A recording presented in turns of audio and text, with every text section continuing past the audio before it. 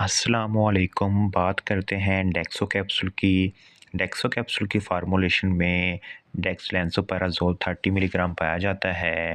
یہ کیپسول معدے میں تیزابیت، ایسوفیگس یعنی کہ خوراک کی نالی میں زخموں کی صورت میں استعمال کروایا جاتا ہے۔ ساتھ ہی ساتھ پیپٹک السر، گیسٹرک السر میں بھی مفید ہے۔ سینے کی جلن میں بھی اس کا استعمال کروایا جاتا ہے۔ نقصانات کی بات کریں، بد ہضمی ہو سکتی ہے، ڈائریا ہو سکتا ہے، سینے میں درد ہو سکتا ہے، کیلشیم اور وٹامن ڈی کی کمی ہو سکتی ہے۔ طریقہ استعمال کی بات کریں، ایک کیپسول روزانہ کھانا کھانے سے پہلے استعمال کریں۔ معدے کی تیزابیت کی صورت میں مریض 4 ہفتوں تک اس کا استعمال کرے۔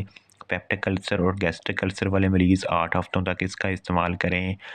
ایسوفیجائٹس والے مریض 8 ہفتوں تک اس کیپسول کا استعمال کریں، جس کے استعمال سے آپ کو بہتر نتائج دیکھنے کو ملیں گے۔